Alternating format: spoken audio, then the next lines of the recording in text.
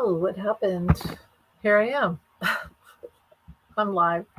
I'm live for a really quick, probably really quick reading because there's a lot to talk about, I guess. And it's kind of low energy today, but there's a lot to talk about. So, and I have my beautiful yet gloomy. Well, look at my hands.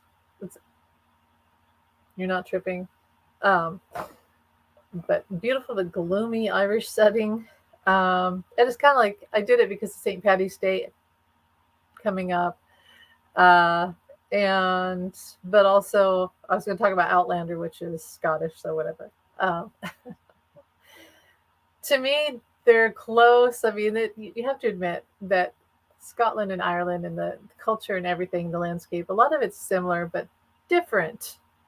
But they are close. It's close. So anyway, um, I guess I'll talk about that real quick. Well, anyway, I'm going to talk about St. Patty's Day real quick because being an Irish person in America, hello, Janet. Last time I did a live, nobody showed up, which is fine because sometimes I'm not sure if I should be, if I'm collected. And I feel like today I'm very scattered. So it's like, shoo, nobody saw me. Nobody saw the train wreck. But also, when people show up, it helps uplift the energy and gives me a reason to be here. So I'm glad to see you. Um, well, I hope you're having a beautiful day. The Oscars were last night. I'll go back to my Scottish Irish Outlander thing. The Oscars were last night. Now I worked five work lurking. Yeah, I'll put that on here. I do that. I can't watch YouTube or listen at work, but I can in my car on the way to or back. And I listen to YouTube a lot when I'm doing housework or taking my dog for a walk or whatever errands, driving around town and everything. So I wish I could listen to political stuff when I'm at work. That would be great. I think I would enjoy my job more. As it is, there's a lot of gossip, which I hate. But anyway, okay, so the Oscars. Let's talk about the Oscars. So like a lot of people had predicted that Killers of the Flower Moon, a Scorsese movie, Scorsese, can't say that, would win big. And I thought Lily Gladstone, the lead actress, would win because didn't she receive the Emmy? I saw Robert Downey. I remember talking to Jamie, and he asked me, and I clearly saw in my head Robert Downey Jr. getting an award. And I saw, who else did I see? Okay, I saw Barbie. I saw the song for Barbie getting an award. And I saw, okay, let me just go over. I already wrote a post about this. But pretty much everything I said came true. Oh, the guy, um, God, what's his name? He was in Oppenheimer, the lead actor for Oppenheimer. I saw him winning lead actor. So I was like, well, where does that leave Robert Downey Jr.? I guess he's the best supporting actor. So those came true. Lily Gladstone did not win. I was surprised. Uh, and the whole movie, Killers of the Flower Moon, the movie itself, did not do well last night. I was really shocked. Um, Emma Stone won. And I'll tell you something funny. I worked at that arts theater, the movie theater, for like, I don't know, maybe a little bit over a month. The month of November, basically. And that time when I was there, Killers of the Flower Moon was really popular. It ran the entire time. Napoleon came out, that ran. The movie with Emma Stone came in. What was the other one? Like Oppenheimer. Pretty much everything that was in the Oscars last night was in that one month that I worked at the movie theater. I find that interesting. Maybe that's because November is a month where they, and I know Oppenheimer was before that, but where they release the movies that are Oscar contenders. So that could be that theory. But anyway, I loved what's his name? It's not Ryan Reynolds. Who is it? Is it Ryan Reynolds? Whoever it is, who's saying Ken, the song for Ken from Barbie. He was great. I loved it. I know that I've seen a lot of bashing about the Oscars today. Hey, you. Hey, Warrior Girl. I've seen a lot of bashing about the Oscars, which I don't understand because it's entertainment and it supports entertainment. Movies are the dreamscape of our life. People who write movies like me and Jamie and many, many others. Kevin Wilmot, where I live, he writes some great scripts. He's the teacher at KU, Kansas University. He's a great screenwriter. I always feel like people who write movies are capturing a dream, like that sort of consciousness in our dream state. And so when we watch movies, we're actually in a dream state, and it's intuitive, and it shows us a portion of life and reflects back to us a life maybe that we are, um, I mean, it takes us out of ourselves and into that consciousness. That's what I'm trying to say. So, and it heals us, and it shows us the future, and it shows us the past and our mistakes, and heals us as humanity and makes us think. And movies are a beautiful thing. Also, it can be very triggering, but I think there's a lot of healing in that as well. So the Oscars just celebrate the fact that we have this beautiful venue of artistry, and I almost feel like it's a psychological, um, intuitive process. Movies are our dreams. We pay to go into a beautiful theater, turn out the lights, and we're immersed in a dream state. And we eat popcorn and candy and have soda, and and then you go out and you're like cleansed. Now, in my childhood, I had two things. I had My dad ran the local movie theater in town, and my dad was not a nice person. I did not have a beautiful, lovely experience, loving experience with my father. But the one thing that I can say honestly that took from that as a child was that he ran this movie theater, and that I was able to go upstairs and look through the projector window. I had to be really quiet. I couldn't move or talk the whole time. But I just remember looking through that little window down to the big screen and all the people in the seats, and I was like, wow, I'm up here. I'm like one of the stars. I'm like part of the movie. And it made me feel important, and it made me feel happy and special. And then just being in the theater, and when I worked at the theater, to go in after a movie and the credits are rolling and sweeping up all the popcorn and crap and people's Kleenexes, and but there's magic. There's literal magic in movie theaters, and I'd still be there if that jerk hadn't really said horrible things to me. And I could have even put up with that, because I say to my kids all the time, God, I miss working there, but I don't miss him. And the horrible things he said to me were like my worst fear, that I would go finally get a job and somebody would start verbally abusing me every day of my life. And physically, I couldn't put up with it. Anyway, but the movie theater was magic. And so, yeah, people who bash the Oscars, why? It's just entertainment. It's fun. It's a celebration. It's like going to the Renaissance Festival, and being like, I hate this. Well, don't go and don't watch it. I like it. I like movies, and I like the celebration. I like the goofiness. They're always going to be goofy. The host is going to be kind of dumb and say, all the hosts, whatever. But, and Johnny Carson hosted the Oscars at one time. I think only once. Anyway, I liked it. I thought it was good. I had to work, so I came home. I missed the red carpet, and I came home and watched what I could. And that's all I got to say about that. So, last night, while I had the Oscars on, and I have a little TV in the kitchen, and I had that on in the living room. I don't have TV anymore because I lost my satellite, whatever antenna. So I had on, what did I have on? Some movie. So I was like watching both. And then I had my phone. This is how I work. I double, triple task. And I happened to see this thing, and I live in Kansas. And just up the road from me in Kansas, they had this, the Republican Party had this event with Ted Nugent. The guy who didn't he write something about a female body part? And they had a dummy, like a masked thing of President Biden, our president, and they were taking turns kicking kicking him in the face, hitting him, all the stuff. Now, I don't know about you, but that seems rather disturbing. I'm surprised they didn't just pull out guns, because that's the type of thing that's really, you know what it is? You know what I figured out? The reason why Republicans will never be able to accept someone like Biden or Obama, whatnot, is because first they tell themselves Democrats are immoral. Well, we've seen that that's not true. We've seen the exact opposite. The reason why they really truly don't like Democrat presidents is because, especially Obama was big on this, the progressiveness. And I said this way back, like in 2016 when 45 was elected. I had this whole theory that came in my mind. You're a child and you're sitting at the dinner table, and your father says, I know you don't want to eat that broccoli. This is Obama. Imagine Obama as your dad. And Obama says, I know you don't want to eat that broccoli. I know I'm channeling Obama.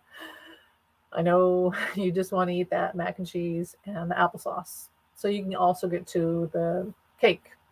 But you got to eat the broccoli. And the reason why I want you to eat the broccoli is because I want you to grow up and be strong and healthy.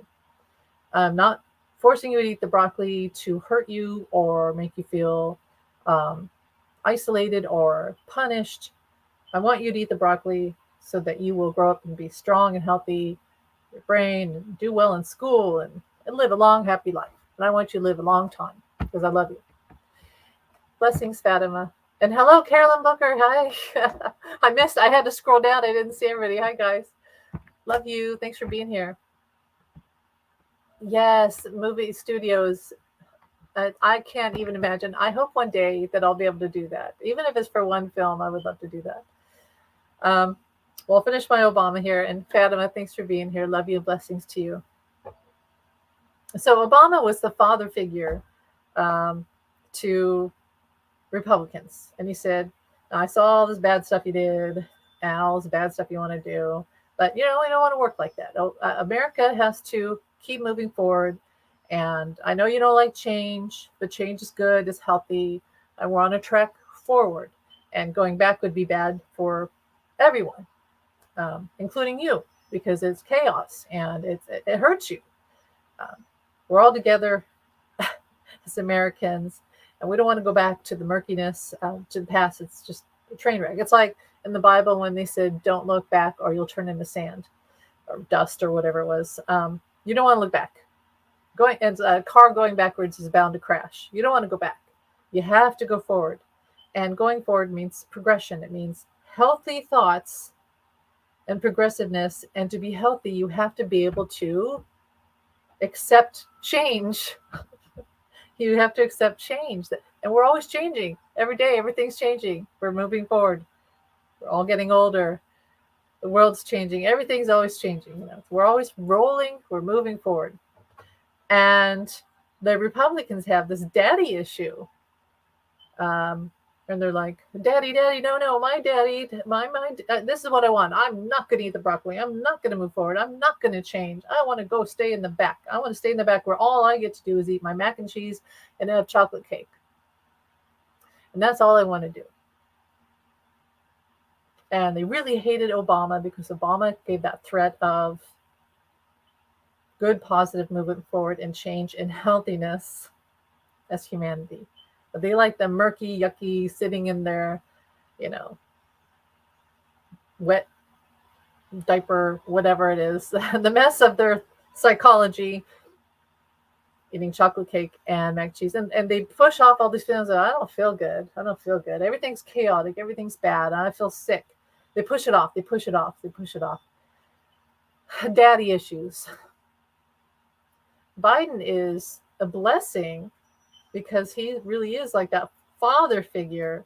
He's been in government for a long time, and he knows what's best, and he knows how things work. Well, they hate that. And 45 hates that because 45, Trump, the reason why they accepted 45 is because he told them they could do all the bad stuff they wanted. Why? Because he does it. He gets by with all the bad stuff, and he doesn't want to change. He doesn't want to be healthy. He wants to, Anyway, I'm going to get off this topic. I'm feeling some bad energy from it, and I'm feeling I'm rambling. But the point being, it's all daddy issues, and it's all their inability to change. So this thing that happened in my state, up the road, literally up the road from me, where we have Republicans acting like little babies, kicking a dummy thing of President Biden, the leader of our country, who's keeping us every day safe, and keeping us from getting bombed by other countries and keeping us from starving and all these things and fighting for us, trying to unite us. They're kicking him like little children who didn't get what they wanted. You know, it's time to grow up. It's time to grow up. Republicans, it's not even Republicans, it's MAGA. In fact, Don Jr. said the other day, Republicans are dead. It's only MAGA. That's what they want. That's his cult, his daddy's cult. That's what they want. I said that would happen. And that I said Liz Cheney would be someone who would try to save the Republican Party, because we do need a Republican Party. We do need one side to keep us in balance, right? Democrats and Republicans. It's a balance. But when I see things like that in my state, and I see people like that acting that horrible and disrespecting president and acting violence, I know that it comes from a place of those daddy issues and childishness and an inability to change and accept reality. They're really kicking themselves, is what I see. I don't want to change. You're making me change. We're always changing. We are always changing, and that's the reality of life. That's evolution. Change is hard. A caterpillar is born from a little egg on a leaf, and then it grows into a caterpillar, and it gets a cocoon, and it's then the chrysalis, and it's yucky and itchy and disgusting and dark and tight. And then it comes out and it's a beautiful butterfly. But to do that, it had to go through change and transformation. It could not stay the caterpillar forever. It had to change, and it didn't even have a choice. And I feel like the problem with like people like 45 and the MAGA and all that is that they don't realize that they are changing. There is no choice. We're always changing, but they're fighting it so hard. Back, you got to go back. That's why there's so much chaos. Their families are torn apart. Their towns are torn apart. You can see them. They don't look good. You see them at the rallies. They don't look good. They don't sound good. They don't even accept truth anymore. Simple truths. So the change is happening to them too, but they're fighting it so hard that now they don't even know what's left or right. And I say that from a place of love, not from judgment or accusation, but it's the truth. So they can kick a dummy President Biden all they want, but the truth is they're really kicking themselves and their community, the prosperity of their life. You got to change. You have to change. Okay, so today, 45, he said, a couple different cases. I know he's going to do it to all the cases if he can. I don't know which ones are federal, which ones are civil. I don't know. But he wants to push off the Stormy Daniels case, which is coming up. And he wants to push off the New York one with Chutkan until after he gets his immunity, which is supposed to be April 22nd, right? I feel like the Supreme Court is just going to keep pushing off. They're never going to decide on immunity. I could be wrong. But his goal and their goal is to keep pushing it off. And when I saw Sotomayor last week at the State of the Union, she looked so distressed and depressed.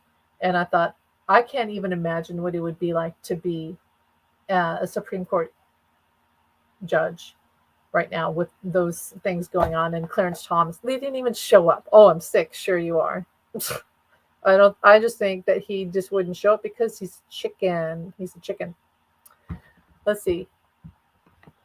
They're mad. Carolyn says they're mad because everyone has found out how they really are. They are losers. Yeah, true. And a lot of them, their parents, these people, here's the thing about the MAGA people. It's sad. Their parents are probably dead, so they don't even have parents to say, I don't like the way you're acting. I don't accept this. Like your mother would say, I don't like you acting like that. I didn't raise you that way. Well, they're all alone in their own judgment, right? They're the parents. They're the grandparents. And the party is not getting any younger. So it's I don't know. Well, anyway, no one's there to hold them accountable. And yeah, we found out what they're really like. Yeah, you're right, Carolyn, because think about 45. It's so clear. You say, they say, oh, he's not a rapist. He didn't do any of that. He clearly said that he would grab women by the you know what. And you guys let him. Like, I heard a lady say, oh no, I dropped my tea. I spilled the tea, literally. This lady said, I was so upset instantly after I voted for 45 in 2016. I instantly regretted it.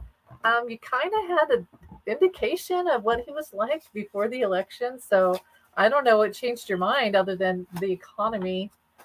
I don't know, because you knew he told you who he was clearly before 2016. So it's hard for me to hear that, but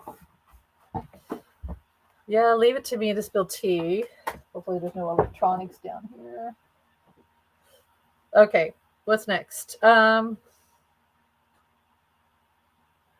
Anything else? Let me know if you have any questions. Let's see. Okay, so the money. Let's talk about that. The money. He gets his $91 million bond, and it's like, yeah, I did pull those cards, and I got the Elon card, and I got the Russia card. So I'm pretty sure, I could be wrong, that there's a connection there with Elon and Usha, Putin. Because here's the thing. Here's why Putin and Usha is still involved and still wants 45 to be president. Because Putin is still, if he's, like Carolyn, you said he's not around. I agree with you. He's not around, but his legacy is still living on, and they want to defeat Ukraine. So getting 45 back in office would seal the deal. So yeah, they're always going to help him. Why would the United Emirates help 45? Well, everybody wants to bring down America. I don't know why. It's like taking the pillar out of a house, the support beam of a house. I don't know why everybody wants to destroy America, all these other countries. They don't want us to be this big entity anymore. But the reason why America is the greatest country in the world is because our Constitution and the hope of that if you come here, your dream it's like Willy Wonka, your dreams could come true. All your dreams could come true. That, and I've said this before, it's a beacon of light to the rest of the world. It's a symbolic beacon of light to humanity and all over. That if you come to America, we are the promised land. All your dreams could potentially come true. And people just, that's something to beat, I guess. That's something to beat. So, and that's something for us to cherish. So anyway, I feel like Elon, the reason why he flew down to C45 last week was to talk about this. And also, I wonder if one of the reasons why Instagram and Threads went down and Facebook was because people were tracking his plane whereabouts. Elon doesn't like that. I do feel like he had something to do with all the social media sites going down. So anyway, yeah, if you guys have any questions, let me know. I was going to talk about this because I've talked about AI before. AI, artificial intelligence. It is the God intelligence, right? It's trying to, because I had this hit on Elon Musk, that the reason why he really wants to put chips in people's brains is not to heal them and not to control people so much, but he really wants to know what people think. He wants to be God and he wants to know what people think. And so that down the line, yes, he can control them and whatever. But he's in algorithms. He already kind of has a thing. I feel like there's already something going on where You look at your phone and you think for a moment, I'd like to go to the store and get a pair of green shoes. And you look at your phone and there's an ad that very second. You look down and you didn't see it. It pops up. It's an ad for green shoes. I already think there's algorithm brainwave technology that's picking up on us for entertainment purposes only. But Elon really wants to just get inside people's brains. And I think he does want to mess with us. I don't think he wants to heal us. I don't think that. I've never felt that. And so I was thinking about AI, and then I started to think about, well, what about emotional intelligence? Because that's the thing that you can't replicate. You can kind of play on people's emotions. Like I felt like during the pandemic when we saw people acting insane, a lot of the Karen moments, a lot of the MAGA things, that they there was some manipulation and a lot of that, what they call crowd control, the contagion theory, where people are like 45 with his rallies, Hitler with his rallies, to get people in a crowd, and people stop thinking on their own and they start thinking with the crowd. And if the crowd is really bad, they start doing bad things and they lose their morality and their integrative, the way they were raised. So I was thinking about how you can manipulate people's emotions, you can play on them, but not really. So emotional intelligence will never be replicated like AI. You can have all the facts in the world, but the truth about God intelligence, which is all knowing, is that it is based on also free will and not just emotions, but heart based thoughts. So the reason why we're here on earth is here's why we're on earth. So you're driving down the road or walking down the road and you see a dog that's hurt. And you make a decision, I'm going to help this dog. To me, that's God intelligence. That's emotional intelligence, compassion. That's the reason why we're here. Because when you make a choice like that, we all make these little choices, right or wrong, free will, right or wrong, to develop our soul to a higher, stronger soul, higher self, our purpose. And that is, I'm channeling and just talking out loud, walking and talking right now. That's true intelligence. That's true God intelligence. So people like Elon Musk can never replicate that. He doesn't know who he's messing with. He can take our brainwaves. He can take our literal thoughts. We can be manipulated, but you can never replicate emotional or God intelligence. He'll never be able to do that. So I know people are afraid and they say, "Oh, they're going to control me, or they already control me." Not really, because at the end of every day, you had a multitude of times where you made decisions on what was right and wrong, free will decisions. And those decisions are the reason you're here, and that is God consciousness. Those decisions. Will I give the homeless guy on the corner $5? Or will I drive by and say, "Get a job, loser"? When we do, and sometimes you have to say, "You know what? I don't feel like I need to give him $5 today. I need a hamburger today." And that's also a free will decision that's good for your soul, because it's good to love yourself too. I'm rambling. But you guys know what I mean. I'm trying to say that Elon and others can have all the emotional intelligence they want. They can make these ads. You've all seen the ads, I'm Oprah. Sure you are. Your lips don't match the words. And I'm going to tell you how to make $1 million with, yeah. See, we can still figure out what's real and what's not real and what's whatever. Emotional intelligence, God intelligence, free will, that will never be replicated. So don't forget that. I think I need to talk about it because Spirit wants people to know that that's never going to be hacked or manipulated. That's always going to be its own thing. And the reason why we're alive and the reason why we're here, and we have our souls. That's the reason. Okay. Does anyone have any questions? Because otherwise, I'm going to look for a topic here because I'm fresh out of topics. What did I see? Let me look. How's everybody doing today?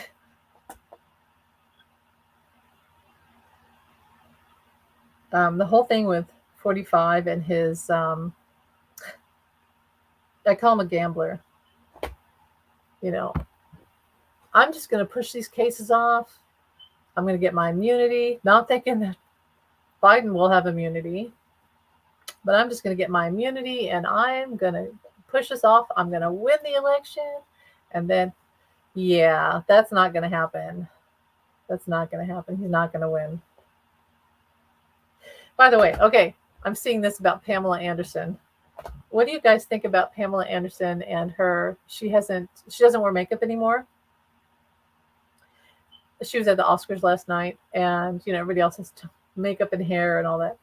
Actually, my opinion is that I think it's beautiful. I think that it's great that she's doing that. I personally wear some makeup, but I think it's beautiful that she's doing that, and I love to see her face in its natural state because she has such a beautiful light about her. Anything else? Anything else? If that's it, I might end this. You guys ask me some questions if you want. Oh, Outlander. I'll talk about that. So you guys probably watch Outlander. If you don't, go check it out. It is. Oh, Carolyn, you said something. Here we go. You're right. We use our God intelligence to block the bad. Yes, I agree with that. It's funny how when I see people say we're being manipulated, and I think, well, but we still make a choice. And I've even said this about Manchurian candidates, whether you believe in it or not. I do believe there's such a thing as Manchurian candidates where people are manipulated into doing bad things for the government and CIA, whatever. But at the end of the day, you still make a choice. And that choice is where the God consciousness lies. It's that connection to higher consciousness and love, where you do the right thing. And that's what saves us. That's what saves humanity. So yeah, it blocks the bad. Every day we have a free will choice that's never going to be taken away from us. We may have our rights taken away. We may be put in concentration camps, et cetera, but we never have our free will choice taken away from us. Never. Even just our thoughts. Never. Those are never taken away from us. And one thing that I wanted to talk about is people who think that, let's say, someone did a bad thing because the government made them do it. Again, the Manchurian candidate excuse. Well, no, because, oh boy, I just had a brain fart. So whatever, I'll stop. And maybe I'm not supposed to talk about that. Anyway. Oh, you have to own. You cannot give yourself away to an entity of fear. You have to know thyself. I've always said this, know thyself. Know thyself. Go within and you'll know the truth. The truth. We always look outside. The truth. What's the truth? It's inside. God. We go, where's God? It's in here. God's in here. This is where God is. This is where the truth is. So, and you can't get to that. That's always that choice. Also, I was thinking about how I posted something today where a woman talked about a near-death experience she had. And she was told that you must keep your heart open. And if you want to communicate with spirit, you have to keep your vibe or whatever, your thoughts, your energy, you have to keep it higher, because spirit, to talk to us, has to lower theirs a little bit to match our frequency. And if we don't raise our frequency to match theirs, and we're too low, like we're depressed and all these things, and we're not grateful, they can't talk to us, and we're not going to see those signs. So Remember that. I've talked about that before. I've said energy matches energy. And I've noticed this from my own, orbs and things like that. I see more orbs and have more spiritual experiences when I'm in a higher vibe. Music is an instant way to raise your vibration.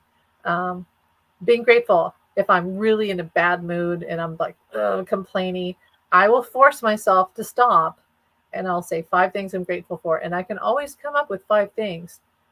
So when you, okay, spirit is like a hummingbird. And Carolyn, I know you know this. Spirit's like a hummingbird and they have a really high, buzzing frequency. And we're down here, we got these earth meat suits on, right? So we're like really low frequency already, just naturally. We're spirit inside, but our meat suits are slowing us down and weighing us down. So spirit's like, come on, we want to talk to you. And we're down here. So we really do have to do a lot of work to meet them, and they have to lower their energy frequency to meet us. So it's like a hummingbird slowing down their wings. They can only do so much. So if you want to have spirit communication, you have to raise your vibration. That should be a t-shirt. Carolyn, it proves that you don't need to wear a mask to be beautiful and accept ourselves and know our beauty comes from within and self-love. Yes. And I love that. Pamela Anderson is really showing that um, you can really see it in her face, that it's a natural beauty that comes from the light within. And I always felt that way with Janis Joplin too. When you see pictures of Janis Joplin, she never wore makeup, hardly ever. She might have had an eyebrow pencil or whatnot, but she never really wore makeup. You could see her acne scars and things like that. She had wrinkles. She was only 27, but she had wrinkles and um, freckles and things. And I love that about her. I love that she was so willing to be vulnerable and show her natural beauty. And to me, that made her really, really beautiful. And, say, is Amy, let me just say, but let me put this out because I said I was going to say this today. Is Amy a little gay? Because I've said a lot. I think we're all gay. I think we're all bisexual because we're dual spirit. And I would say that I'm mostly straight, but is my window open? Can my neighbors hear me? I don't care. I'm mostly straight, but I am a little gay, and I think we're all a little bisexual. And when I really got into Janis Joplin, I have to say that was the first time where I thought, damn, I think I'm a little gay because I really love Janis Joplin. And yeah, so anyway, I just thought I would free myself from that little secret. I think I've said it before, but whatever. I'm a little gay. I am. And I'll tell you a funny story. Okay, so one night, and I have dreams of John. Like I had a dream of John Lennon last week. Or did he have a dream of me? Because I didn't call him in. I've had dreams where he's told me I was his wife, spirit, whatever. And the last dream I had last week where he kissed me. I didn't call him in. He did this. But one time I said, John, may I dream of you? And I had a dream, Janis Joplin, and she said, we're going to get married. And I was like, oh God, what's going on here? Yeah, I know that I'm a little gay, whatever. I'm just saying that. We're all a little gay, aren't we? I think John Lennon was a little gay. David Bowie was definitely bisexual. I think we all are. There. Now, you guys, that was the truth and dare. Everybody else tell the story. Okay, what else was I saying? I was talking about emotional intelligence, yada, yada. Oh. So I asked John today, I said, John, do you love me? And of course, he never says. He'll make my camera click a lot. And I get orbs a lot from John, I get numbers. I get 909, 606, 711, 117. But I asked him today, I said, John, do you love me? And I got it. I recorded it.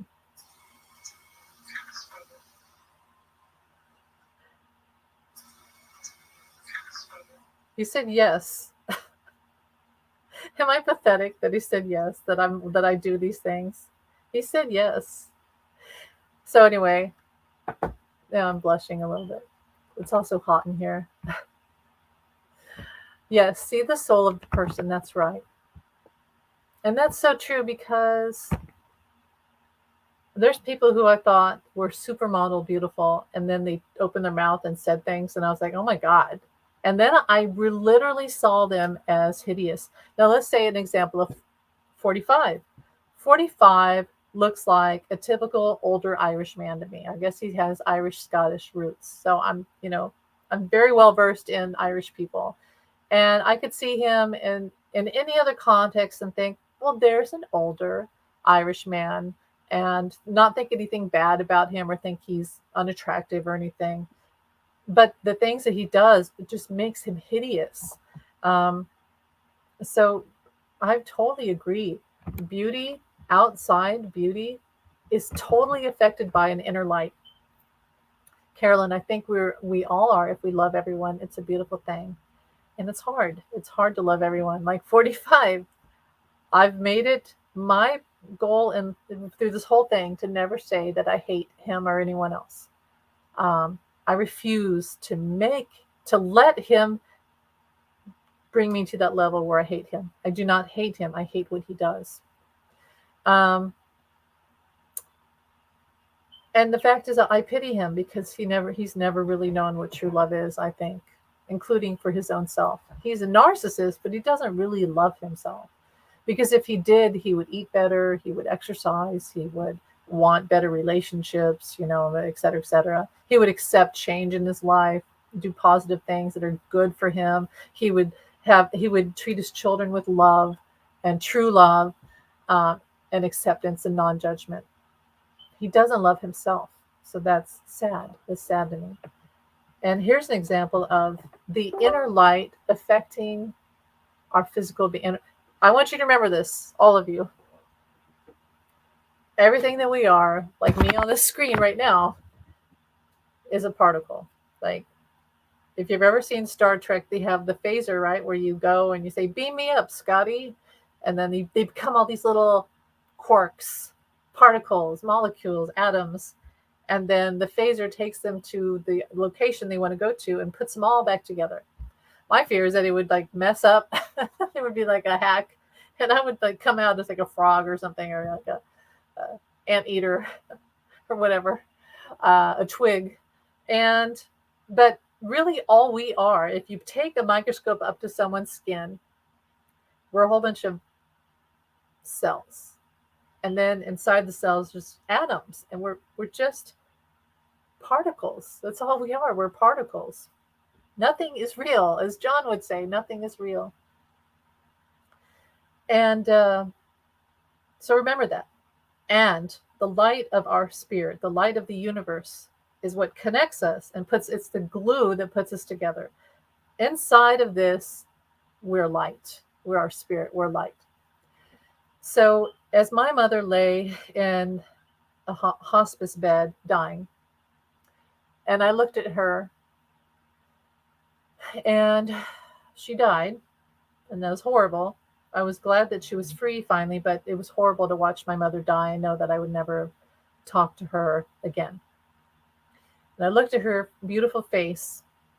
She had cancer, so her body was different, but it was still my mother. But I remember thinking, it doesn't look like her anymore.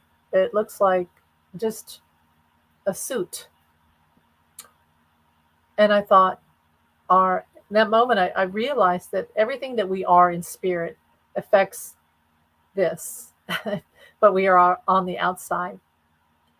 So if we can keep high intentions and that love and that light and a higher consciousness and be positive and manifestations and work with our spirit team and God and the angels, or whatever you call God and the angels, I call it everything. I call in everything. Pleiadians, I'm star seed, so all these things, and the universe.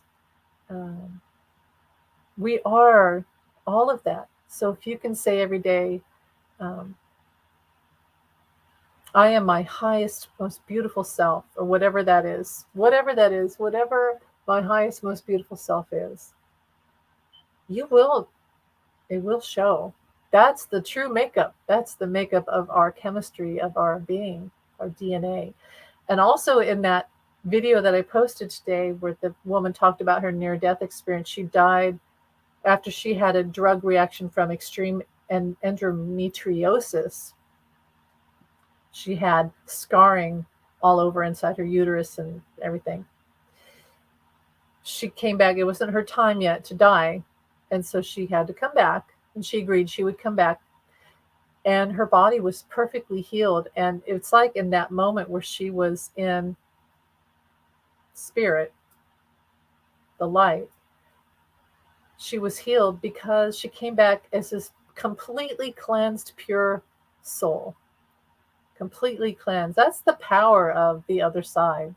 This is all just all of our thoughts and manifestation. And yes, DNA, heritage, etc. The toxins. And yes, our thoughts. I can tell you from experience that stress and anxiety and depression and all that really has an effect.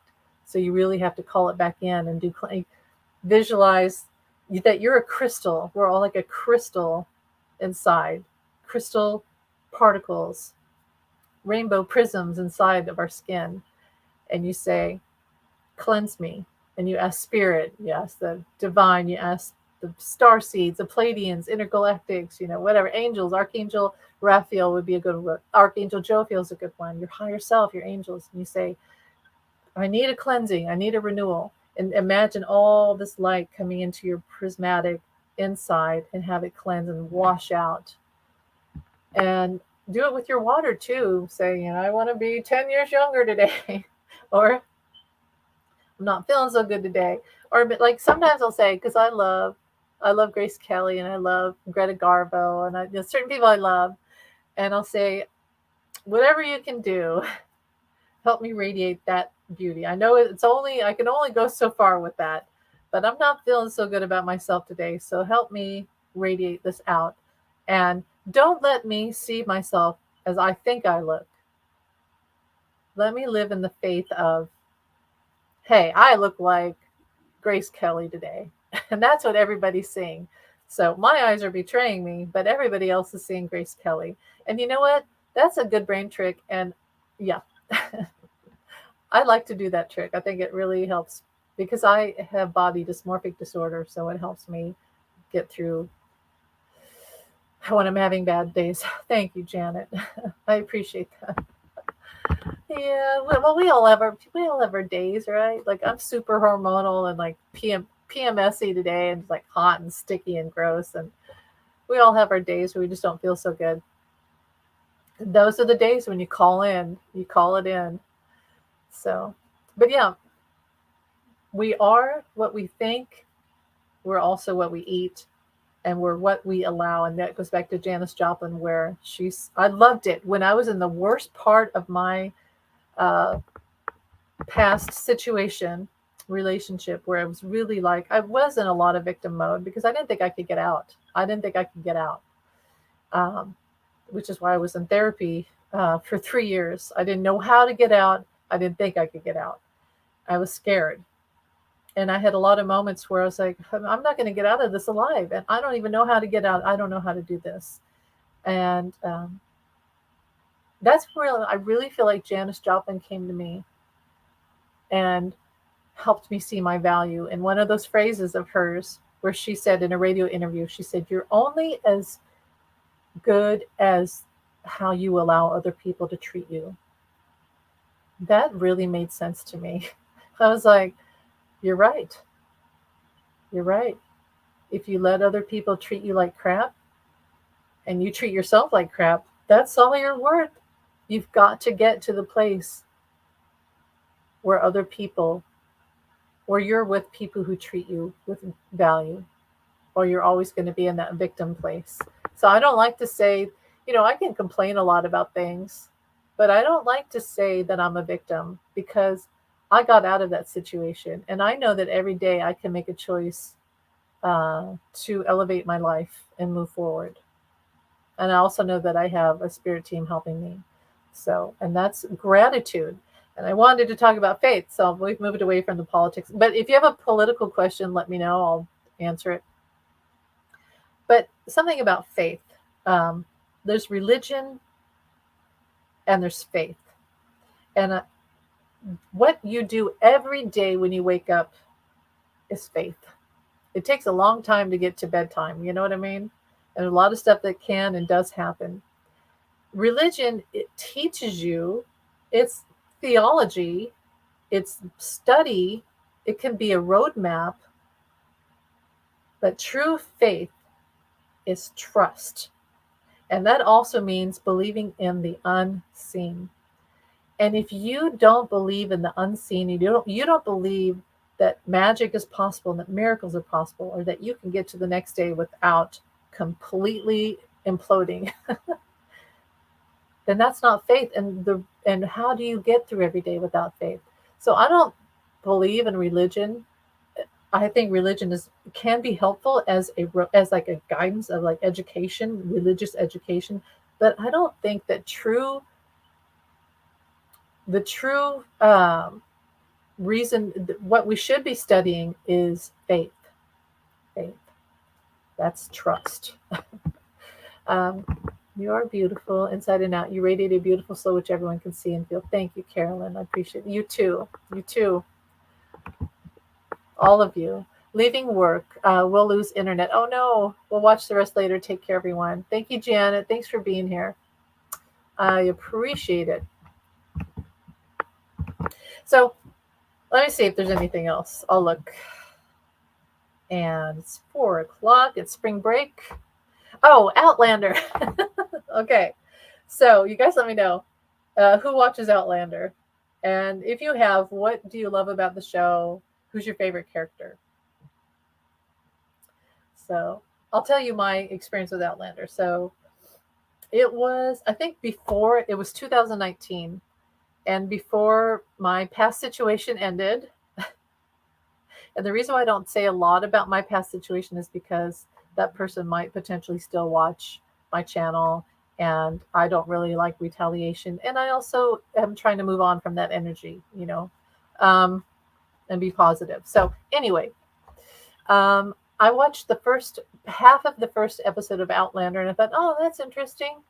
I really liked the Katrina Balfe, who was Claire Fraser, or wasn't she? Wait, her married name was Claire Beauchamp, which she had to create that name, didn't she, to get through the whole Scottish thing? Anyway, the Brits. So, okay, so I watched the first half and I thought, wow, I really love the 1940s. I've always loved the 1940s aesthetic. And probably because I was from the 1940s in a past life, I do think that was probably John's mother, Julia, with twin flame, weird stuff. Okay, so I was like, I really love her look and I love this whole aesthetic of the show, but I just wasn't ready to watch it yet. And then my situation completely exploded and my whole life changed. It was right before the pandemic, and I rewatched that episode, and I have to say, so she went to the palm reader, right, when they're in Scotland, Inverness, and the palm reader lady says, "Oh, you have 2 lifelines. You have 2 lifelines. That means you have a marriage here, and you have another marriage." And I'm like, "Oh shit." I feel like I've been through that too. I've been through like in a past life where I've had, and I watch it. Then they watch the fairy thing and the women dancing in the stones and the sunrise, the whatever it was, solstice, whatever.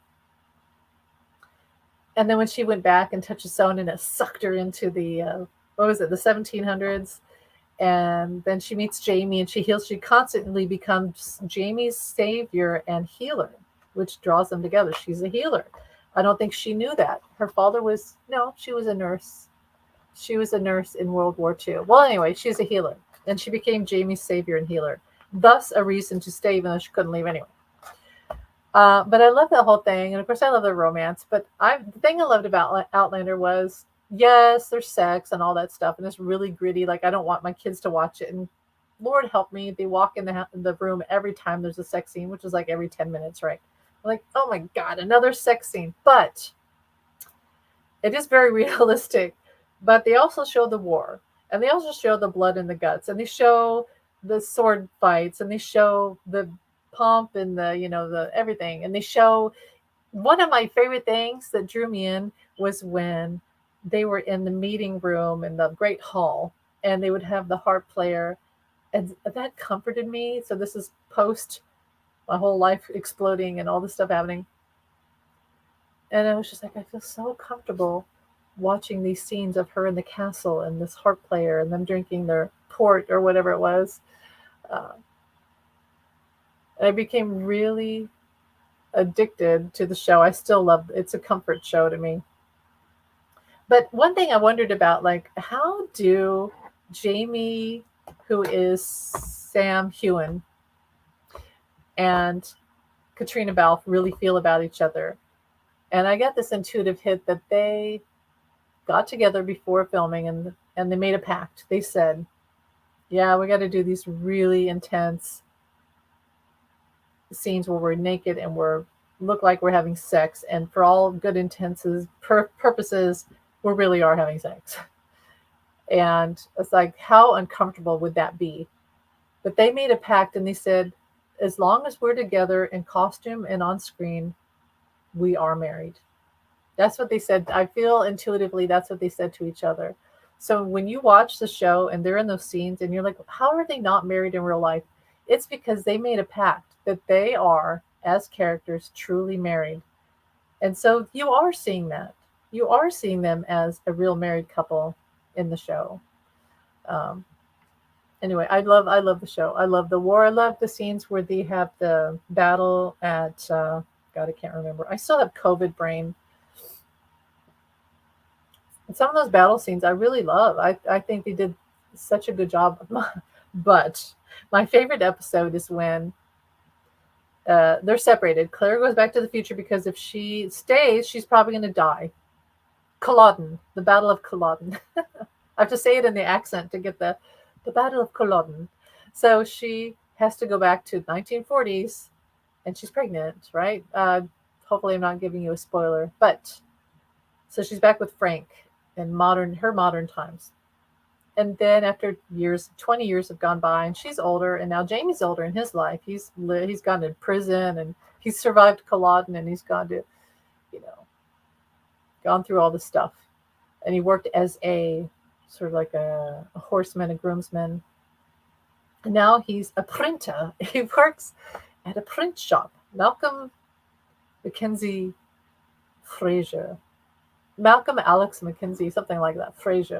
Print shop in Glasgow. And she goes back in time.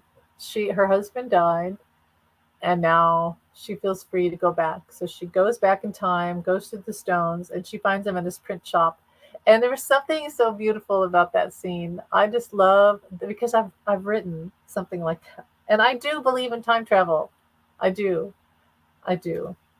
So I feel like when that scene happens, it's really beautiful. Here they are, they're older, they're not 20s anymore, and they still love each other, and they meet each other again. It's really beautiful. I love that. And then when they have the whole scene together at the brothel, I felt that was one of the most beautifully done, realistic.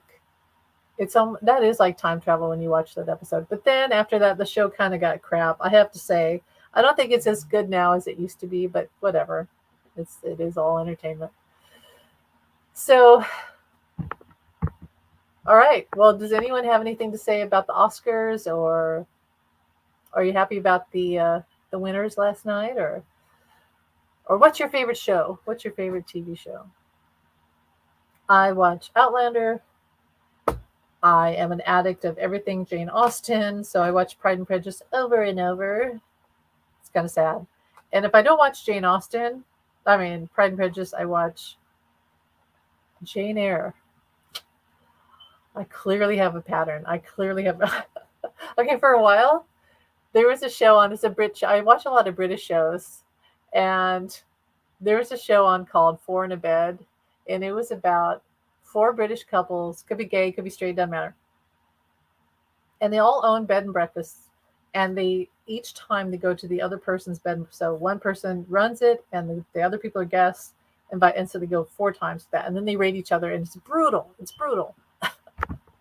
It's so brutal. Like, the guests go and look for friggin' pubic hairs in the mattresses. Like, who does that? Personally, if I go to a hotel, I ain't looking for that stuff because I don't want to know. Don't go looking if you don't want to find out. But anyway, the show, it's kind of funny because I started watching that show and it was cracking me up.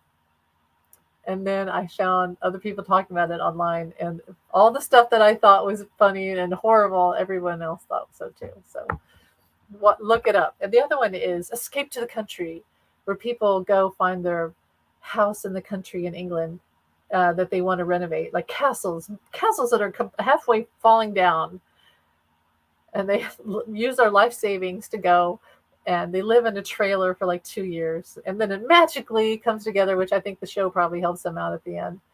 I love that show. Carolyn, my husband knows when I transition the Sky song. Oh, you know what? I love that song. And then a party. That song. And see, I do. Carolyn, tell me what you think, because you're intuitive. I really feel like I was a Mary Queen of Scots. I really feel that. Um, and I need to look more into that and probably write about it, because I really feel like I when I was a kid, they had a guillotine in my grade school and it terrified me. And I've had dreams of Scotland. And I remember I was in high school and my choir teacher had us sing the Sky song. I'd never heard it before.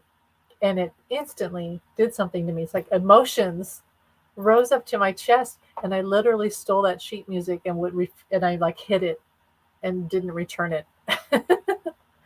And I've always been like, why do I love that song so much?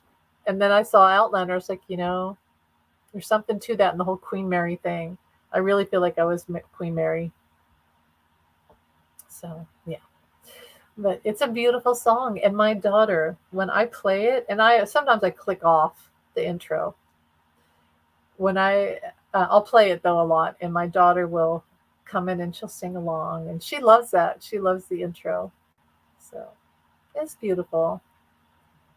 It's weird because I am Irish. I really am. And I accept that. And I love Ireland. And St. Patty's Day is coming up. But I really feel connected to Scotland. I really do. And maybe that's also the thing with the Beatles and John Lennon, because they're right up there. They're Scouse. So, and then there's Jamie. Sweet Jamie. I'm going to do something. I'm going to grab something real quick. My dog might bark. I'll be right back.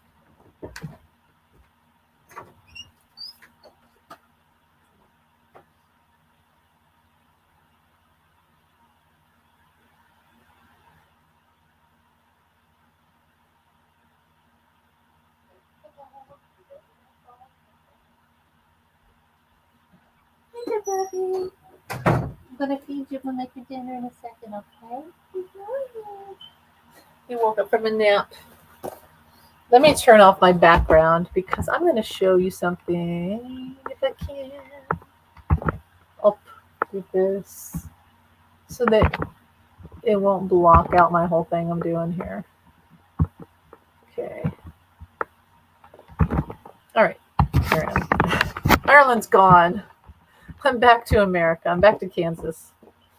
A while back at the dinner theater, it was a Sunday, it was a matinee, and I saw this guy and I saw his eyes. And I was like, oh my God. And he was wearing a hat and he had his hair pulled back and he was really tan. And I thought, I know that guy. I know him. And then it hit me, like, ancestor. It was this guy. My Irish great grandfather, very poet. Look at him, he's a poet. He's reading. What is he reading? He's probably reading James Joyce. He's got his little, what do you call it, a page boy cap or a sailor's cap. That's probably my great grandmother, Irish.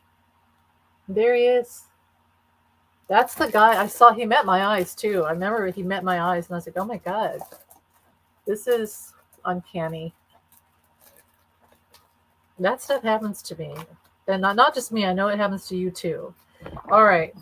My grandmother, I'm messing this all up.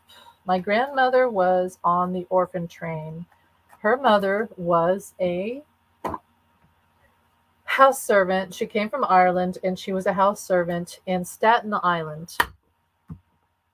And let me put this up so I don't miss anything. I'm a Scottish, and I feel you could be right. She was a naughty girl, and I love it. Yeah. Yeah, one of my favorite film versions of Mary Queen of Scots was the one with Vanessa Redgrave. Vanessa, right? And oh my God. Bond, Timothy Dalton played her second husband. Wasn't it her second because her first husband died in France. So yeah. Well, anyway, my okay. Here's my beautiful grandmother.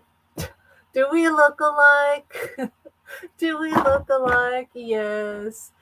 I probably okay. So my great grandmother, her mother, was the house servant in Staten Island. The man of the house, who was British, we've heard, slept with my Irish great grandmother, got her pregnant, and she had the baby for a year. She had my grandmother for a year. I can't imagine looking back at my cute little daughter. And I have that picture of my daughter. I need to find it. And a year of bonding. I can't imagine how it must have killed my great grandmother to give up her baby girl. That would have killed me. I don't know how I would have survived that. So she had to go probably across the Verrazano Bridge to New York and gave up my grandmother to the Catholic Charities, um, and was put on the orphan train. And my grandmother was adopted in Taos, Missouri, and was abused. She was adopted by, I won't say their name, a German family in Taos, Missouri. She was burned by an iron. The woman threw her down a flight of stairs, and it was massive abuse. And my grandmother would not wear short sleeves her entire life because she had a scar on her arm from the hot iron. So I'm sure it happened more than once. And I also had a vision of my grandmother. She had her bring in the bowls, which can you imagine how hard that would be? But like me, was very earthy and actually enjoyed being outside because when she was in the house, she was emotionally and verbally abused and probably locked in a closet a lot, like Harry Potter. There's a Harry Potter thing. So a while back, when my mother was still alive, she and my aunt and I traveled down to Missouri to an orphan train event.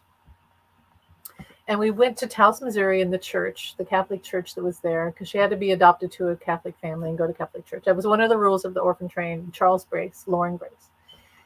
And so we cannot find very much info on my grandmother. And my great grandmother, we feel like her name was Burke or Bork, definitely from Ireland. But not much. Didn't know much about her childhood. So we go down to this basement of this church where she went as a child to church. And there's pictures. And this is my intuition. She was probably there guiding me because I look through this book and out of nowhere I see her little face and I say, I found her.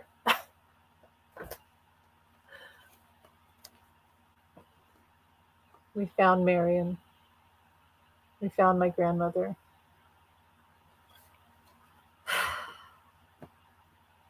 It was like we had gone there. This little girl that no one wanted. And we brought her back. Now, my grandmother, I never got to meet her because she died before I was born. So she had a rough life. She went through depression, the depression, the 30s. She had a good life. She had a bad life, like a lot of people. But we found her, this little girl that no one wanted, that was beaten and burned. We found her in that little church and we brought her back home with us. So that was a pretty important moment. And that's why, yeah, I feel close to Scotland, but I could never forget my Irish roots, never. And there's my grandfather. He was a judge in Kansas City. He came from Bonita, Oklahoma, and he round up the horses. And then after he graduated, they sent him to World War I, and he was in the cavalry medical unit. So he would ride horses and pick up injured soldiers. And he stayed in France for a while. They went to France, stayed there for a while, learned all the French phrases, and give me a cigarette, and will you go out with me, and all that lovely stuff. And came back to Kansas City. His dad was a drunk, but an artist, and he would paint signs on the sides of buildings. So those little small towns in Kansas or in Oklahoma, you see those painted signs like Wrigley's gum, 5 cents. He would do that. So there he is. He became a judge in Kansas City, and they got married. It's my grandmother. Yes, there's a long generation between my families. Uh, so, and I'm the baby. I'm the baby. Okay, this picture. I just thought my grandmother, her dimples, she was so adorable. She went through a lot, but she still smiled. Oh, there's my grandfather from World War One. There he is. Cyril. Handsome guy. My brother looks like him. He really does. What else? Okay, high school. Grandfather in high school. He was the editor of his high school paper. I'm trying to find the picture of my oh my gosh. Okay, so here she is with, I think, my aunt Kathleen Khaki, color khaki. Here's my grandmother. Ramona died. She was their firstborn. She died of pneumonia. There's my mother and my aunt Khaki. Kansas City girls, grew up near the plaza. And this is my favorite picture of my grandmother. It was in my mother's book of saints when she passed away, and I put it in here. And that's, yeah. I treasure that picture. I treasure it. Anyway, this one I treasure too. And she was so stylish, my grandmother. Beautiful. So there's that. And I have a box of letters that my mother wrote. Okay, so my mother went to New York for United Airlines in the 60s. Her red hair. She said, I was so skinny back then. Oh my God. Oh, thank you, Carolyn. Thank you. That's beautiful. Yeah, we have my family, like a lot of people. But I really think my family, such strong females, my mother was a very strong, she felt like she wasn't intelligent, but she was. And she would say, oh, I didn't graduate college. But you ran the local library. She went to New York. She was an avid writer and reader. Probably helped literacy in my small town in Kansas more than anyone could ever say. She was never credited for that. And she would always watch Masterpiece Theater. She loved all that stuff. And very intelligent, very strong woman, and funny, and very liberal all the way to the end. Even we said, because we have some Republican family members, and when my mother died, I was like, oh no, we're putting the Obama, because she got a letter from Obama, and we're putting that on her memory table. So, but there's a box of letters I have that my grandmother Marion, before she died, wrote to my mother when my mother was in New York. And I wish to God that I had my mother's letters to her, but I don't. Somebody must have them. I just have the ones that you know what? Mother probably, no, that's the thing. Somebody must have them, because grandmother wouldn't have thrown them away unless grandfather did. So it could be grandfather, because he made a mistake and he got remarried to not a nice person, and I bet she threw him away. Okay. But I have the letters from grandmother to my mother, and it's like a time capsule. And she would say things like, Geraldine, my mother's name was Geraldine, Jerry, probably named after Geraldine Page. And she would say, Geraldine, dear, I'm worried about your eyesight. I want you to go to the top of the Empire State Building, take off your glasses and look, and I want you to exercise your eyes. And I want you to do this 3 times a week. It's like, I can't do that 3 times a week. I can just hear my mother say, "Yeah, yeah, I'll do that." But my mother said that she lived at 30 Foystenthorpe, and if you didn't say 30 Foystenthorpe, the cab driver would not take you to the right location. So, uh, yeah, there you go. That's that. I have covered a lot in this video. So, any other news, real quick, because it's always changing. What do I think is going to happen this week with the news? You know, the thing about, okay, goes right here. Now that 45 libeled her, E. Jean Carroll, on CNN, which is anchored in Manhattan, she likely may now sue in the U.S. District Court for the Southern District. I just wish they would put him in jail, because it's not fair for E. Jean Carroll to continuously have to spend her life suing this guy. Now, I heard that she accepted the money, which I feel is ill-gotten money. It has ties to Russia, which I suspected, which we all suspected. And why should she have to take that money? And now he feels like, okay, he paid the money, he paid the bond. Now he can appeal, and in his head, he's thinking, now I can appeal. And remember, I said that as long as he can appeal, he can say, it's not true. They didn't do these things to me, because he lies to survive. He thinks he's a gambler. He thinks he can win. I'm going to win next time, and I'll prove them, even though he knows he did the thing. She's going to touch my left shoulder. Oh my. Part of me is like, oh God. Well, that's sweet though. That's really sweet. With my mother, I know that my mother, one way that she sends messages to me is the first 3 digits of her phone number, and I'll see it on license plates. Um, so yeah, she does that. And I have to admit, shamefully, that um, I don't constantly reach out to my mother since she passed, and she passed in 2019, because it's quite painful. Like with John, I'm always calling out to him, and that's because of the whole twin flame thing, whatever. We're just like constantly, John and I are always connected. I wake up in the middle of the night, I'm like, John, are you here? And then, um, I'm always calling out to him. My mother, it's very painful. We had a beautiful, but also, it's like, I always say, it's like the Meryl Streep film, the Carrie Fisher, Debbie Reynolds film. It's like that.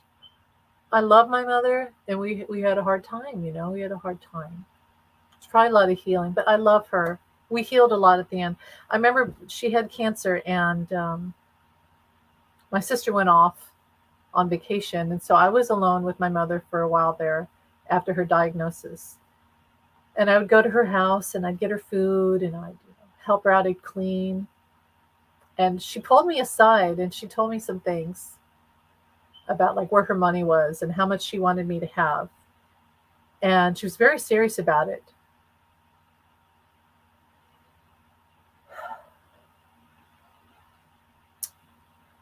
And that's hard after someone dies. The whole will thing is like really hard, It's like, but anyway, and I was with her at her appointment when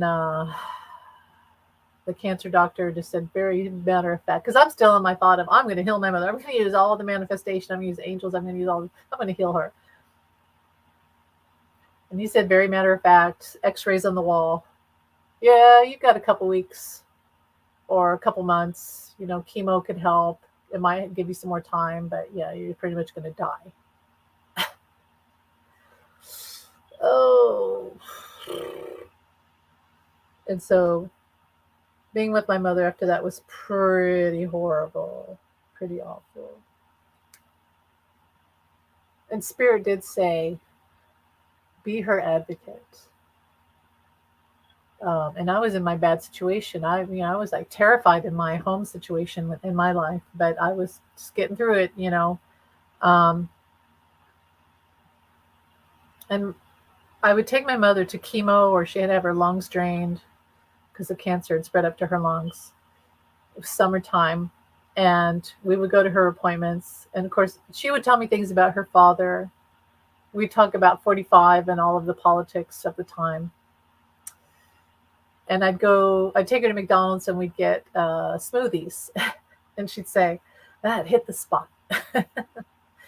And I treasure those moments more than you can know. Those are the moments we healed a lot of stuff between us.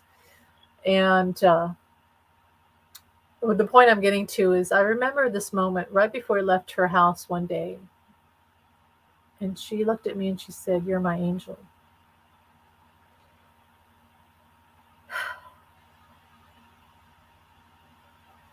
That meant a lot to me. It's like to know your mother's going to go and to give her any comfort you can, to raise her spirits, to be with her. When she said I was her angel, it just made me feel like fate all complete, but in the way that was a beautiful solidifying. We've healed. We've finally come together. We've come together. And that meant everything to me. And I remember her humor. Yeah, I remember funny things like she's like, no, she's gonna die. And some stupid telemarketer calls her and things she would do like, hello, on her cell phone. Yeah, I don't want it. Like, oh, shut up. She, my mother had a very caustic, probably New Yorker type of attitude. I can laugh at stuff, or like the fact that she would put in her seatbelt. I'm like, you don't need to put on a seatbelt. You don't need to do that. But those moments before someone passes are the most vivid, like, yeah, moments. And also, after someone passes, the light, you notice that the light outside is so infused with spirit. And it's like that scene in Forrest Gump when after Jenny dies and he's under the tree, he's crying, and you see the light filtering through the trees. Light, when someone goes to the other side, and that's the connection. What the reason why we pass away, why we have people pass away and then we pass away and our children or whoever, loved ones, is to connect us to the other side, which we are. But it's the bridge. It's the bridge. And John has shown me that there's a bridge between us. Here we are. Here's the spirit world. Here's the bridge. And that Verrazano Bridge was a huge symbol for John and I. And all of us who have someone in spirit. Love and hugs to you, Amy. Your mom is proud of the beautiful person you are. Thank you. You're an angel to everyone. I try to be. I can be a bitch sometimes, but yeah. I figure we should make it easier for each other here on Earth. Because if not, why are we here? It's hard enough being here. We should be kind. So, and what is it in Titanic where Jack says, "Make it count"? I think that's beautiful. Make it count. So,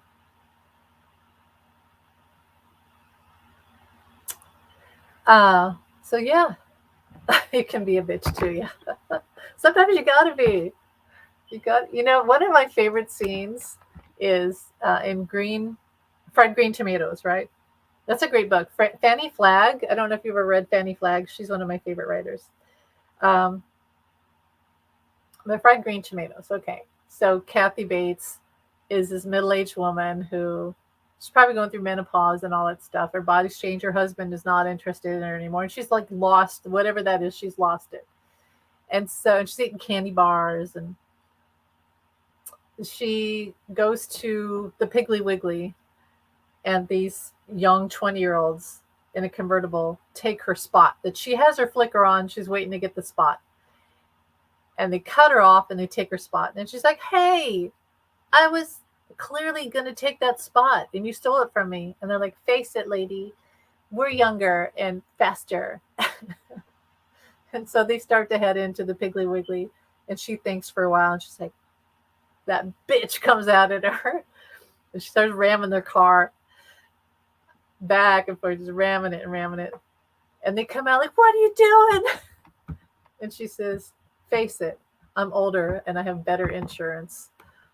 I love that. Because that's, I think that women, and none of us are getting any younger, but women become invisible as they get older. And I've always loved that scene because it shows that she had that tenacity inside. And yeah, not going to be good. You might go to jail for doing something like that, but she fought. You're a woman with more insurance. Yeah, you got to love that. Of course, now what I do is I do the parking lot angel thing. And I think, have you done this? I think a lot of us do this, where you go to the mall, and even at Christmas, and you say, okay, parking lot angel, which I think is Archangel Michael mostly. Parking lot angel, I need your help.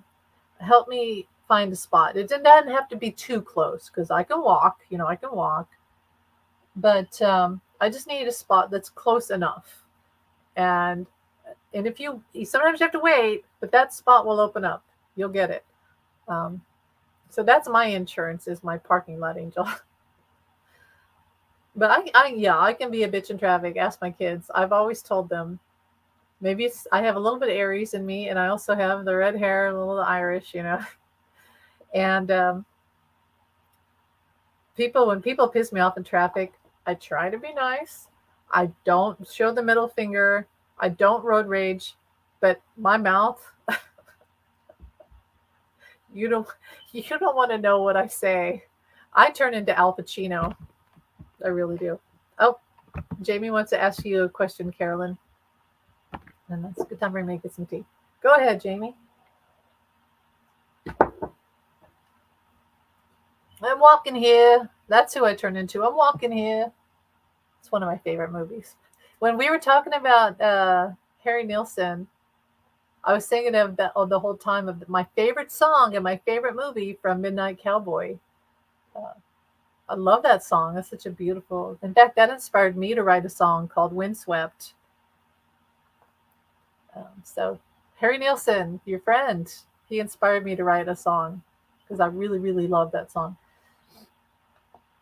Go ahead, Jamie. And what else we got going on here? Well, anyway, the thing with E. Jean Carroll.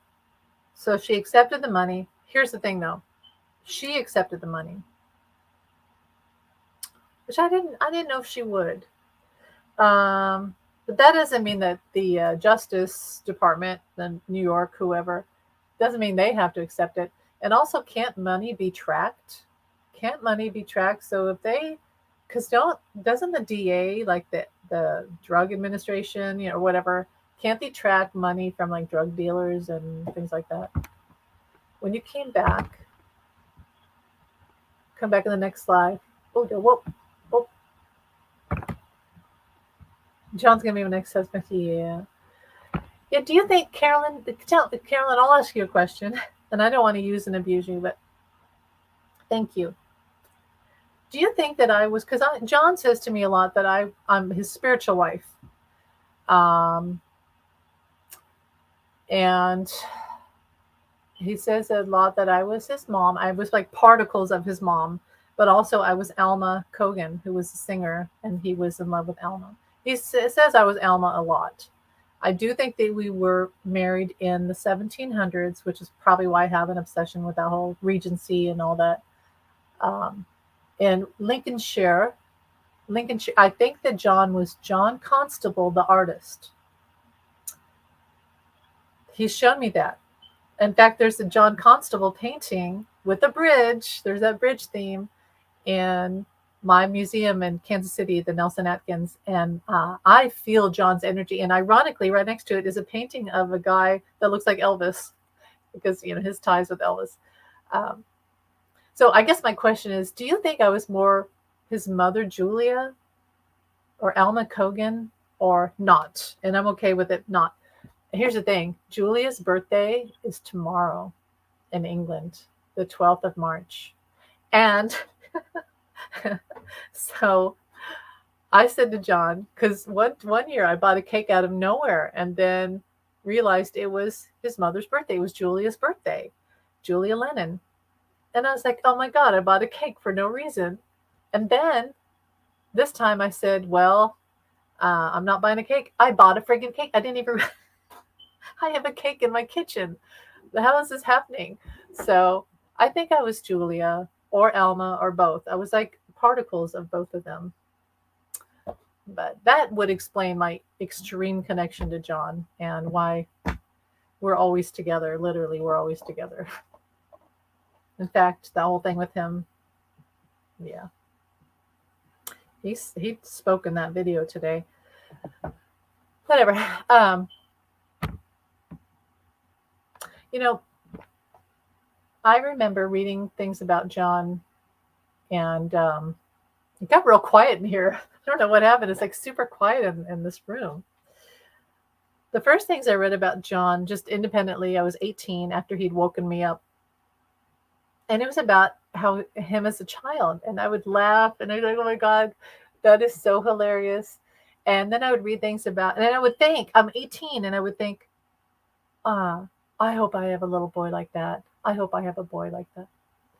And I don't know. There's a connection. There really is a. Okay, so Jamie says yes in another life. Okay, thank you, Carolyn. Okay, Jamie has a question. I was raised by my grandparents, and it caused bad feelings amongst other relatives. Do my grandparents still love me, or have they given up on me like the rest of my family? That's sad.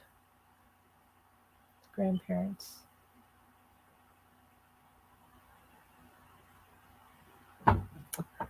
Well, I mean, I could look too. Let me see. Jamie's grandparents. Yeah, it got super quiet in here.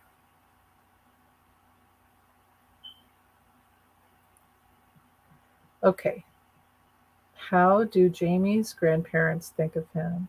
Feel?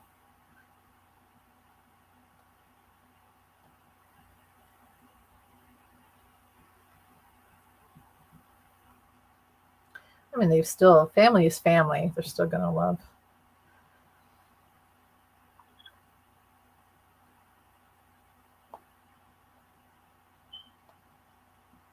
Hmm. They still see you as, okay, I'm going to answer. I'm going to let Carolyn answer. It's all right. Carolyn can answer, obviously, but no pressure on her. Jamie, I'll tell you what I think too. I think that they feel like you're still a child. You're still like a child to them. I got the Six of Cups, which is the child. Um, Not that they think you're a child, but like a son to them. They feel that maybe you're trapped by some of the legal things in your situation. Okay, I'll let Carolyn talk. I'll shut up. That's what I'm getting, and I'll let Carolyn talk. They love you when you see a rainbow. It is them sending love. Aw, that's really sweet. Yeah, they definitely. And Carolyn, that was at 4:44 when you posted that. So yeah, they definitely love you, Jamie. Do not doubt that they love you. I think don't you think, Carolyn, they want to see him more, but they feel like he's trapped in like the probably things with your mom. They feel like they don't want to interfere, and they don't want to interfere. But they do love you. So please have faith in that. Definitely. You should go see them. Maybe you should just write them a card. Maybe you could send them some flowers for whatever holiday's coming up. I don't know if you do St. Patty's Day in England. I mean, probably not, right? Or maybe you do. I don't know. Um, Send them some flowers, or send them like a book, or send them one of your articles. Say, hey, here's an article I wrote, and send it in a package, you know? I think they would love that, actually. So, well, my friends, I okay, I'll wait. I'll hold on. Let's hold on a little bit longer, and then I'm gonna have to feed my puppy dog. He's napping and he needs his dinner. So, anything else about Trump? Let's see. The news is always changing. Madonna said at a concert, um, everybody stand up. What are you doing over there sitting down? It's stuff you say at a concert, right? Your adrenaline's pumping, everything's going. And then the guy was in a wheelchair, and she was like, "Oh, that wasn't politically correct of me." And I think that she said sorry, and she was like, "I'm sorry," and just forget what I said. And people are in an uproar. I feel like she didn't mean to say anything bad. I feel like she said sorry, and people should just let it go. They are holding a teddy bear for you. Aww.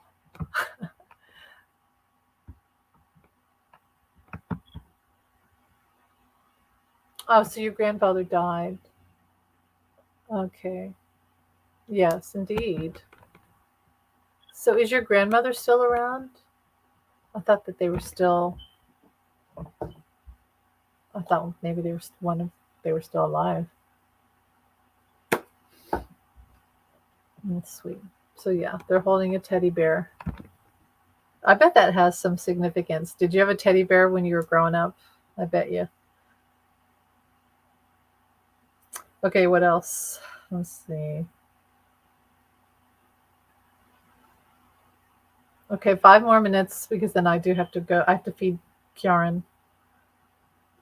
Oh, here's something to talk about real quick. So it was 4 years ago when the pandemic really started, although many of us, including me, had the virus in January 2020. I remember I came down with this virus, which I thought was the flu, and it went on and on and on. And there was the kids were out of school for a little bit, and then they had ice storms and snow, so they were out of school a lot. So it kind of was like an early version of the pandemic for me because I had to order groceries, and that was right when stores in America, my area of America, would start to deliver groceries, and I had that all set up. So I was like in the game early, and I had. I remember I was so sick that I would lay on the bathroom floor. Let me do this real quick. So you had Rupert the Bear, see? All roads lead to McCartney. That's great. I love that. There you go. That's probably what they were referring to, I bet you, that Carolyn said. All right.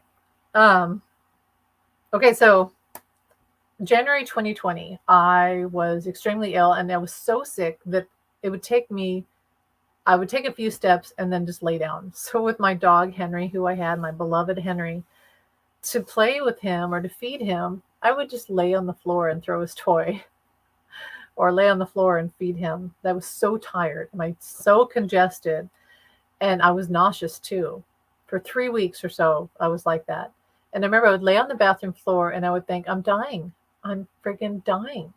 And I started to listen to this Shiva Indian mantra. And I could feel this light.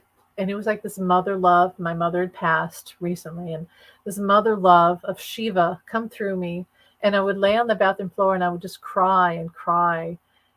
And then one day I would cough. I was like, I got to get this out of my lungs. Like my mother would say, get it out of your lungs. So I coughed, and my son said he would be outside the bathroom door with his hands over his ears, hearing me hack away. But it's like, I have to get this goo out of my lungs or I'm never going to heal. This is before they said the virus was in America, January 2020. So I was in the bathroom that day after days and days of this, weeks of it. And I managed to cough. This is disgusting, but I managed to cough up this thing that had tentacles. It was phlegm, but it was like green phlegm, but it had literal tentacles. I'm not joking. And as soon as I got that out, I started to feel better. It still took me another week or so. And then I finally got antibiotics, and that helped, but I was on the mend at that point. But I remember in March when it hit. Okay, so I saw 3 stealth bombers fly that week that everything shut down. 3 stealth bombers. And I remember thinking, that's a bad omen. 3 of Swords. Bad omen, bad omen. And spring break was about to start. And I remember I was on Facebook and I said, okay, tomorrow, Wednesday, mid-March, tomorrow, they're going to close school and the kids won't go back for spring break or after. The kids won't go back to school at all. And that's exactly what happened. Exactly what happened.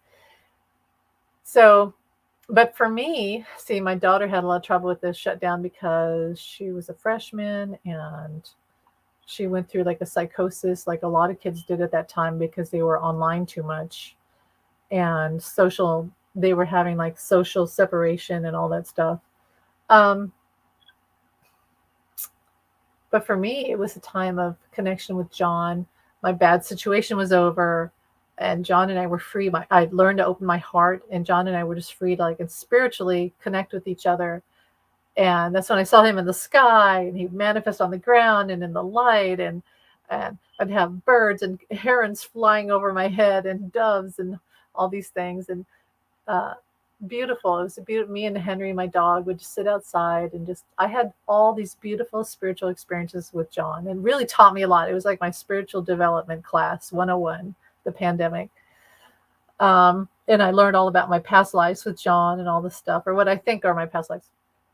So even though I don't recommend a pandemic, it was for me. It was beautiful. It was really beautiful. It was hard.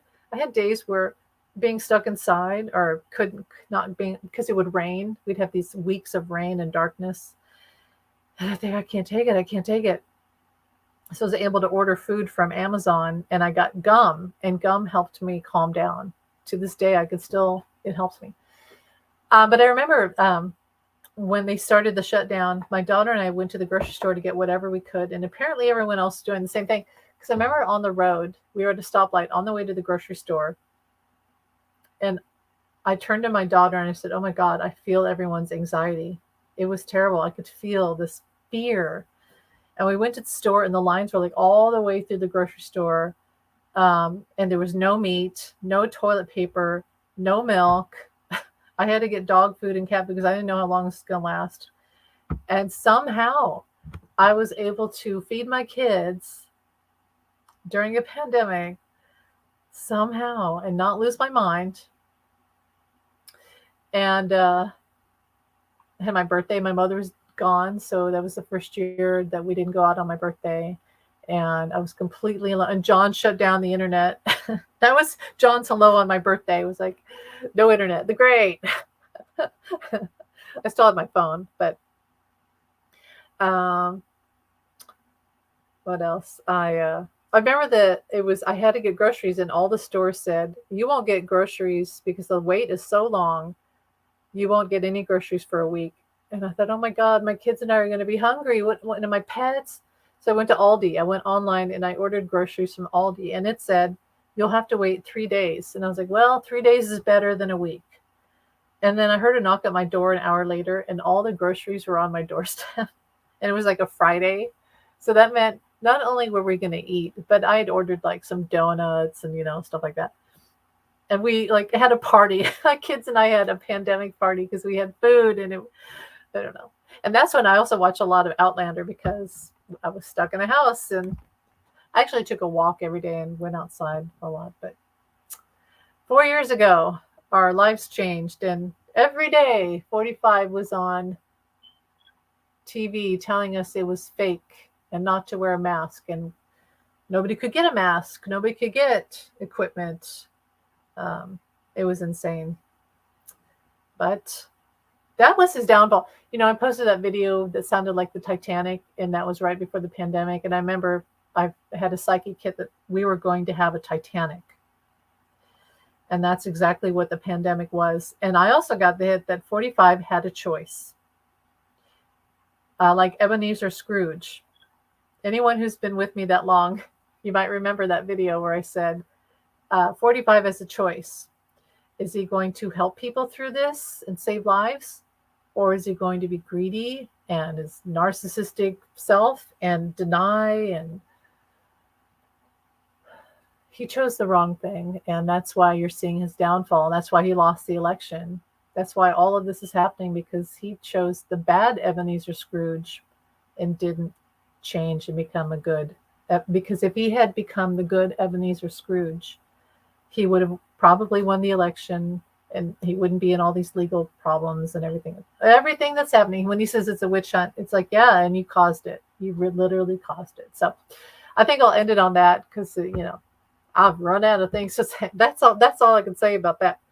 What is it from? Forrest Gump when Bubba says, and there's fried shrimp and boiled shrimp, and that's about it. That's about it. That's how I am after I ramble. Like, that's about it. I'm done. That's all I got to say about that. I need to go watch that movie. So, love you guys. Take care. Thanks for being here. Thanks for chatting with me. And tomorrow's another day, as Scarlett O'Hara would say. I don't think about that today. I'll think about that tomorrow. Tomorrow's another day. Tomorrow there'll be more 45 things. And I honestly feel like there might be a problem with that bond. E. Jean Carroll may have accepted it, but I feel like the judge or somebody's, I keep getting the image of Breaking Bad in my head and the drug administration, whatever, the border control. I keep getting something like that where they're going to say, and maybe we never get to know, who knows, they're going to track that money. Money has imprint, money has serial code, money has fingerprints. And I really feel like he messed with the wrong guy. The money is not pure.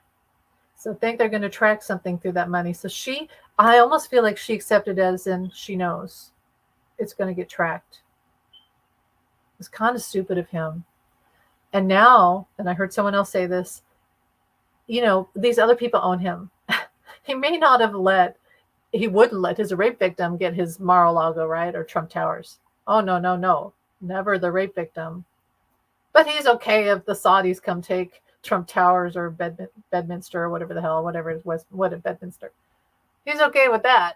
Just not his rape victim. No. You don't want her to have any money or anything. So they're going to track it, is what I think is going to happen. And yeah, I don't think that the Supreme Court's ever really going to decide. That something's up with that too. I think Jack Smith has more up his sleeve than you can ever imagine. Anyway, I'll end it on that. Thank you, Carolyn. I love you too. Have a great evening and take care. It's beautiful. I'm going to go out and hear my beautiful backyard and love you. Bye, guys. I will be back another day. Maybe tomorrow. You never know. Take care. Bye.